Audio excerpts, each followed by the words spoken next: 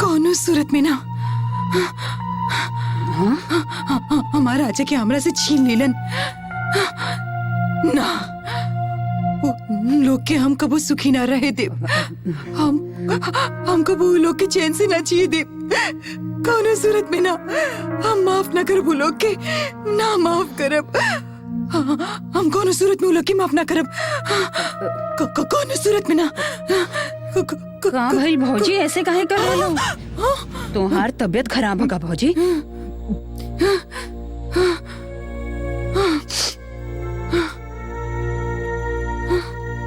तुम्हार तबीयत तो ठीक है ना भौजी? ऐसे काहे कर रहे हो? तू जा यहाँ से, जा यहाँ से, जा कर रहा है ना।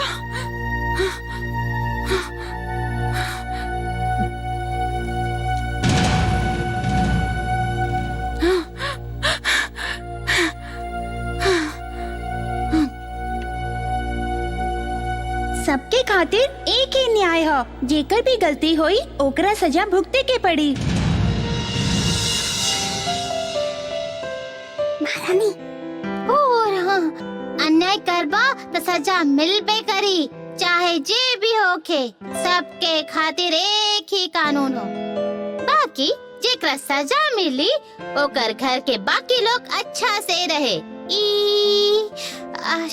जिम्मेदारी ओहो तो हमरे जिम्मेदारी हो।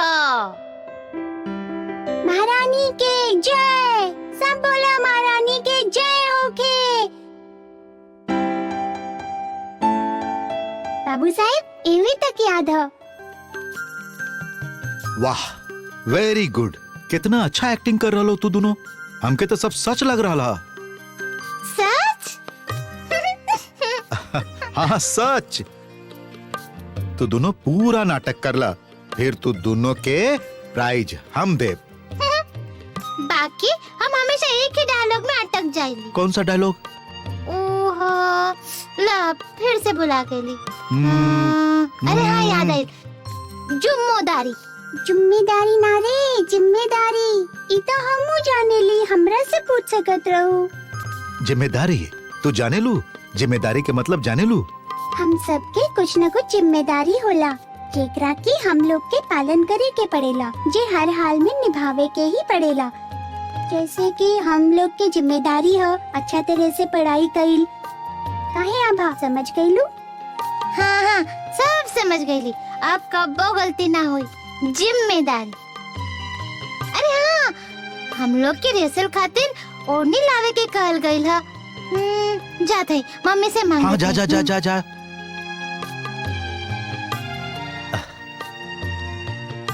हमरा पास आवा।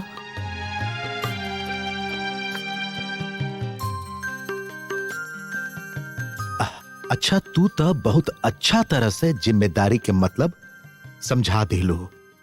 तो के ये सब के सिखौलस? हमार बाबूजी।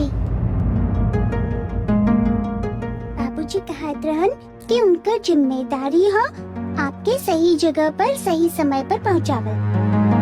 बाबू साहेब के कब्बो कौनो तकलीफ ना होके के चाहिए। खाली बाबू साहेब ही ना, आभा, बड़की माई, राजा भैया के।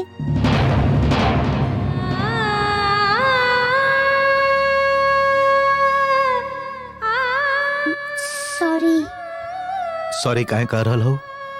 तू कुछ गलत तो ना कहलो ना? बाकी बाबूजी राजा भैया के बचावे के बहुत कोशिश कईले रहन। ओकरा बाद पुलिस आके बाबूजी के लेके गईल। वो अभी तक वापस ना आइलन।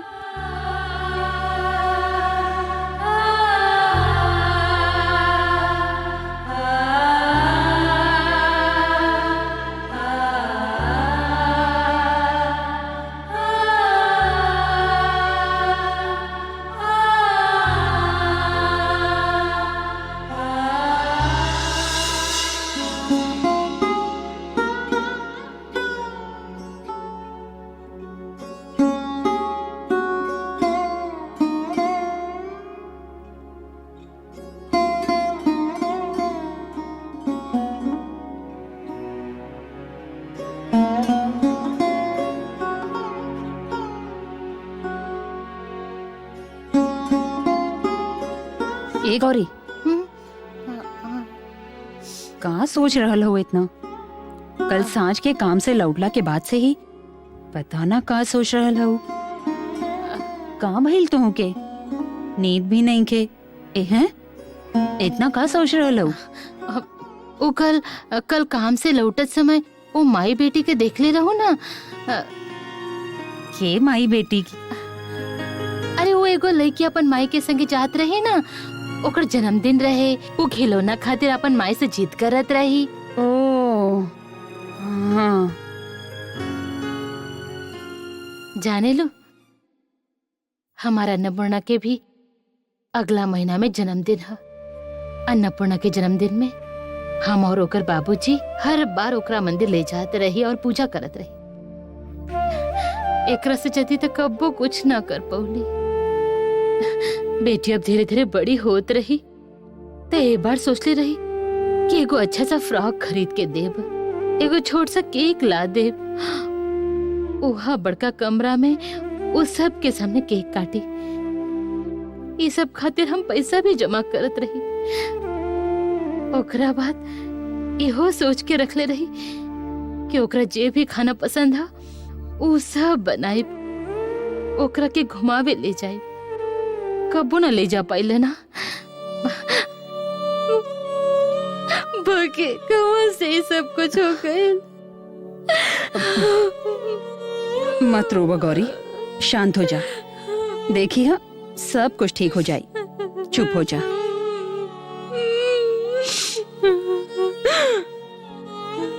अन्नपूर्णा के बाबूजी नहीं कर, हमको नहीं पता ना ओकर जन्मदिन के होके याद भी होई कि ना।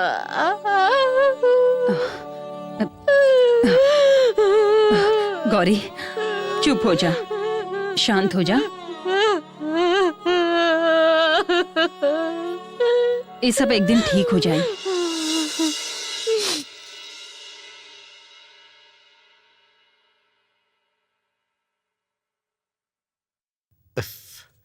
पूरा घर में सबे के नाश्ता हो गई। इहवा महारानी खर्राटा लेके सुत रहे। पूरा दिन खाना और सुतना। ए सुनीता, अरे हम हाँ। अरे माई, इतना जल्दी कहाँ उठा देले हमके? पूरा दिन सुते के प्लान बने ले रहो का? जाने ली, हमें को सपना देखत रही मजेदार। और का बताए आपके सपना में देख ली कि दीदी पागल हो गई है। हाँ सच, मुझे आप कहले रही ना कि पड़ोसी जरन के मारे एगो छोट लेका के मार डरले रहे। वो सब बात सोच सोच के दीदी आग बबूला हो रहा है। राम प्रसाद के कह रहा है कि राम प्रसाद हम तो के फांसी पर लटकाई। अन्नपूर्णा के ना एगो कस के थप्पड़ मार लिया और घर से भगा दे। कहली कि खूनी के बेटे निकला।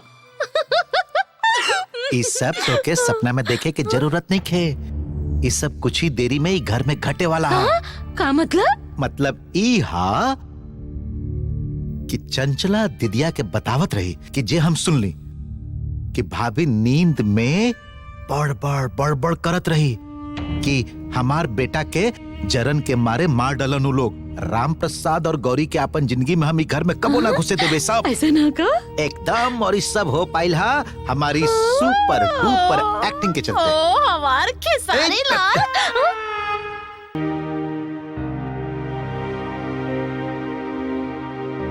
ला चाय।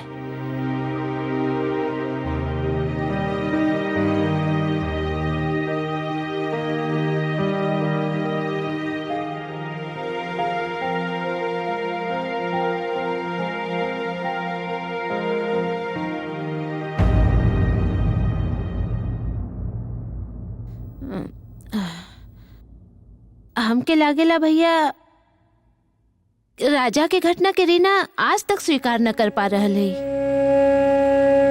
अंदरे अंदर ओकरा के ई घटना कमजोर कर रहल है। ओकरा कोनो भी तरह शांति न मिल पा रहल है। स्वाभाविक ही है। बेटा के मौत का इतना आसानी से भुलावल जा सकेला भैया? हमू समझे ले दीदिया।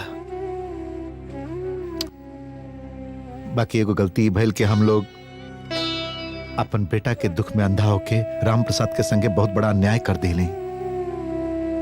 सब दोष ओकरे माथा पर मर देली दीदिया। अन्नपूर्णा भी बतावत रही और हम जाने ली दीदिया, हम जाना थे कि राम प्रसाद असल में राजा के बचावे के कोशिश कैले रहे। राम प्रसाद कबहियो हमार कोनो तरह का नुकसान ना कर सकेला। हमार मन इस सच के जाने ला, बाकी जब राम प्रसाद के अरेस्ट कैल गई तो शायद हम रोक सकत रही। हम रीना के हालत समझत रही, वो दुख से पागल हो गई रही, बेटा के दुख। बाकी हम तो शायद थोड़ी का कोशिश कर सकत रही।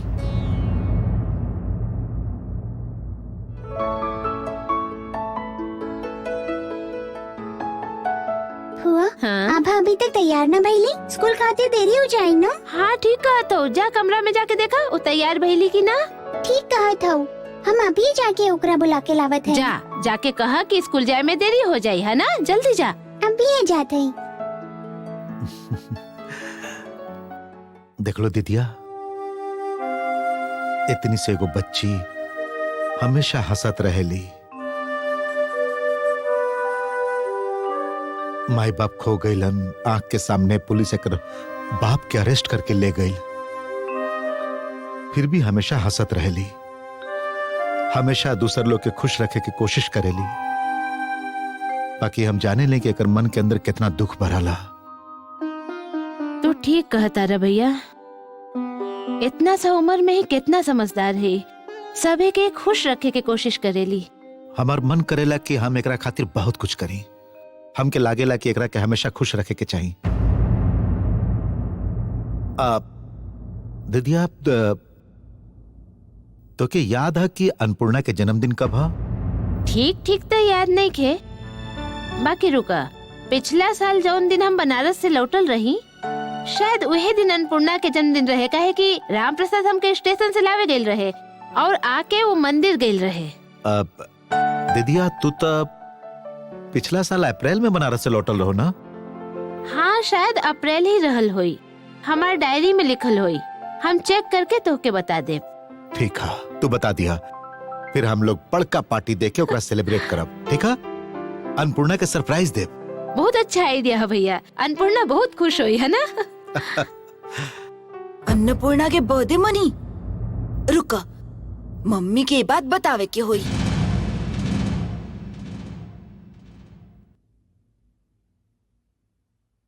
ई ले अपन हाँ, पर्स। रख दा। सच कह रहा है, यदि अन्नपूर्णा ये घर से चल जाए ना तो हम प्रसाद चढ़ाए और का करी, बहुत साल लोग के खाना खियाए, एगो बड़का पार्टी देव। सच कह रहा है एकदम। पार्टी तो होई अगला महीना में अन्नपूर्णा खातिर। हाँ बोनी, कहा करल बड़े तू? एकर मतलब है कि दीदी सचमुच अन्नपूर्णा के घर से निकाल रहा है? भगवान, तू बाड़ा तो सचमुच बाड़ा हो। के दे रहा पार्टी? अरे बाबा, समझ में ना आ रहा है, ये हुई अन्नपूर्णा के विदाई के पार्टी। बाकी एको बात समझ में ना आई, अन्नपूर्णा जा रहा है ये महीना में, पार्टी हो रहा है अगला महीना। का उल्टा पुल्टा बोल रहा हूँ? अरे तो का कहल चाहेला, जरा अच्छा तरह से समझावा। हम तो अपन कान से सुन के आ रहा है कि अगला महीना में अन्नपूर्णा के जन्मदिन है। ऐसे बड़का पापा और फुआ मिलके प्लान बनावत रहन कि एगो बहुत बड़का पार्टी होई।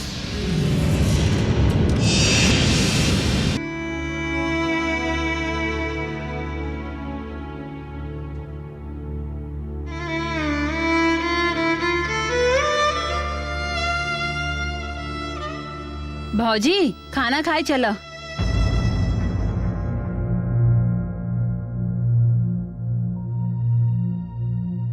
ए भौजी, का भइल का हो?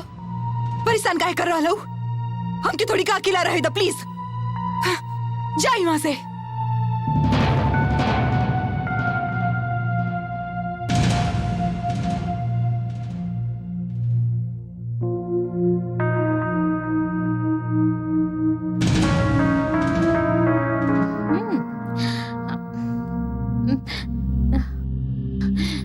दीदी सुनी, दीदी प्लीज थोड़े का सा शांत हो जाई। हम आपके मन के दुख समझत हई। आपके जगह यदि केहू और भी होखत त शायद यही तरह। ना सुनीता, हमरा जैसन हाल और केहू के ना होखे।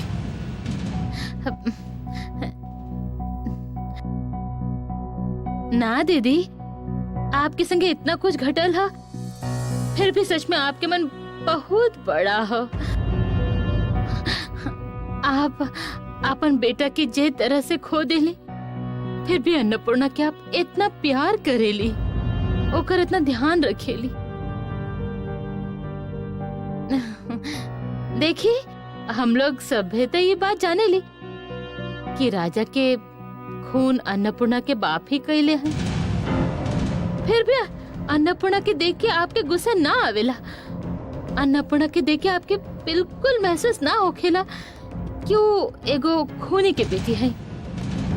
आप अन्नपूर्णा के कितना प्यार करेली, ओकरा एक घर में रह देली। सच तो यह कि राजा के मौत के अभी साल भर भी नहीं खे भाई। बाकी आप लोग के मन कितना बड़ा है। आप लोग तो अगला महीना अन्नपूर्णा के जन्मदिन धूमधाम से मनावे के प्लान बना रहा है।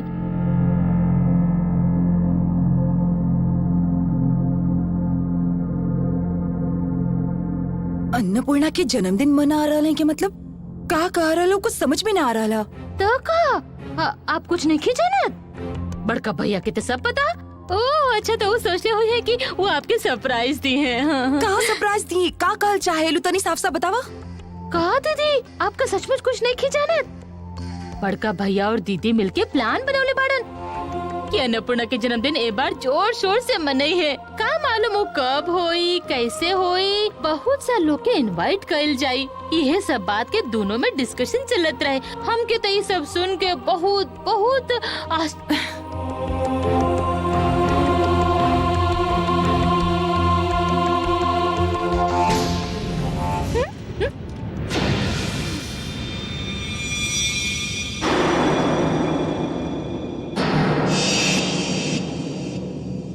हम कौनो एक्सक्यूज सुनने की चाहत। इस सप्ताह में साइट पर काम शुरू हो गया, ये हमके देखे क्या ना आप लोग यही तरह से शुरुआत करी ना। हम अगला महीना तक इंतजार ना कर पाए। हमारे घर में एगो फंक्शन है, हम यह महीना के आखिर में आ रहा हैं। ठीक है, रखा थे। ये देखा, हम तोहरे पास आवत रही। सुनो, एगो बहुत इंपॉर्टेंट काम है। हम सोचत रहे कि अगला महीना में अन्नपूर्णा के जन्मदिन है, यदि जन्मदिन घर में ही सेलिब्रेट कल जाए तो ना ज्यादा कुछ ना कुछ यार दोस्त रिश्तेदार लोग और अन्नपूर्णा अब स्कूल में पढ़े लागल है तो स्कूल के फ्रेंड्स के भी इनवाइट कर दे। अन्नपूर्णा बहुत खुश हुई है ना। ना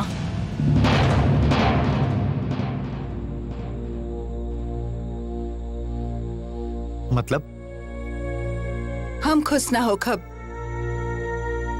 आभा भी खुश ना हुई।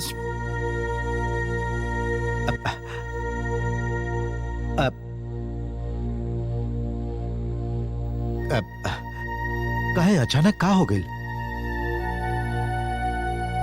आप बुला सकेली शांतनु, बाकी हम कबो ना बुला सकेली कि अन्नपूर्णा राजा के खूनी के बेटी आई, ओकर बाप ही राजा के खून कैले हा। रीना, समझ में ना रहा कि इतना दिन बाद अचानक। इतना दिन के मतलब? इतना दिन के का मतलब? राजा की मौत के 1 साल भी ना भइल और आप ओकर खूनी के बेटी के जन्मदिन मनावे चलल हई ई घर में। कैसन बाप है आप? आपके लाज ना आवेला?